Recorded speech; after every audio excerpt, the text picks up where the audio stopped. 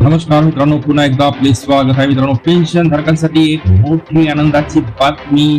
सर्वोच्च न्यायालयाचा एक मोठा निर्णय आलेला आहे पेन्शन बाबतचा.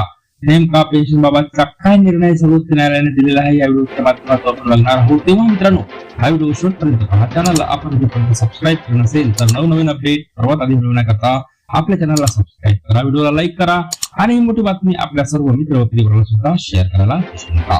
तर मित्रांनो, एका महत्वपूर्ण निकालात सर्वोच्च न्यायालयाने मंगळवारी सांगितले की लष्कर, नौदल आणि हवाई दलातील ज्या महिला चार्ज सर्व्हिस कमिशन अधिकाऱ्यांना मनमानी मूल्यांकनामुळे कायमस्वरूपी कमिशन देण्यात आले नव्हते त्या पूर्ण निवृत्ती वेतन लाभांसाठी पात्र आहेत. सरन्यायाधीश सूर्यकांत आणि न्यायमूर्ती उज्ज्वल भुयान व एन कोटेश्वर सिंग यांच्या समावेश असलेल्या खंडपीठाने म्हटलेले आहे की हे अधिकारी त्यापूर्वी सेवेतून मुक्ती झाले असले तरी त्यांनी निवृत्ती वेतनासाठी आवश्यक असलेली किमान 20 वर्षाची सेवा पूर्ण केलेली आहे असे मानले जाईल.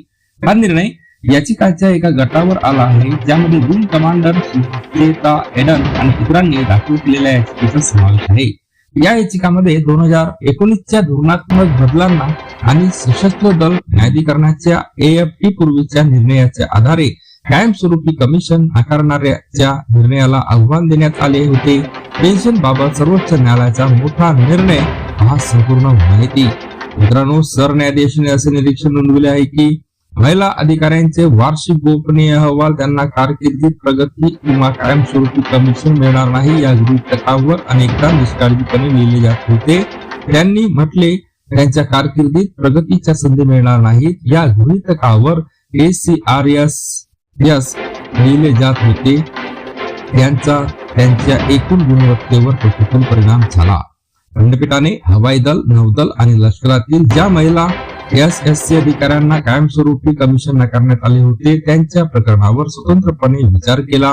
हवाई दलाच्या संदर्भात खंडपीठाने असे निरीक्षण नोंदवले की 2019 मध्ये लागू केलेले सेवेचा कालावधी निकष आणि किमान कामगिरी निकष घाईघाईने लागू करण्यात आले होते ज्यामुळे अधिकाऱ्यांना ते पूर्ण करण्याची योग्य संधी नाकारण्यात आली. सर्वोच्च न्यायालयाने काय म्हटले? घटनेच्या अनुच्छेद 142 अंतर्गत असलेल्या आपल्या विशेष अधिकारांचा वापर करून जे सर्वोच्च न्यायालयाला संपूर्ण न्याय देण्यासाठी कोणताही आदेश देण्याचे अधिकार देतात, खंडपीठाने म्हटले आहे की एक वेळ उपाय म्हणून 2019, 2020 आणि 2021 मध्ये झालेल्या निवड मंडळामध्ये स्थायी आयोगांसाठी विचारात घेतलेल्या सर्व SSC अधिकाऱ्यांनी 2021 मध्ये सेवेतून मुक्त झालेल्या अधिकाऱ्यांसह 20 वर्षाची पात्र सेवा पूर्ण केली आहे असे मानले जाईल. न्यायालयाने नमूद केले की 1 नोव्हेंबर 2025 पासून लागू होणाऱ्या या 20 वर्षाच्या गृहीत सेवेच्या आधारावर निवृत्ती वेतन निश्चित केले जाईल. कार्यवाहीतील प्रभावीपणाचे कारण देत न्यायालयाने पुनर्युक्तीचा आदेश देण्यास नकार दिला असला तरी आर्थिक लाभ नाकारण्यासाठी हा आधार असू शकत नाही असे न्यायालयाने म्हटलेले आहे. पुन्हा भेटूया नवीन अपडेटसह पुढच्या व्हिडिओमध्ये. धन्यवाद.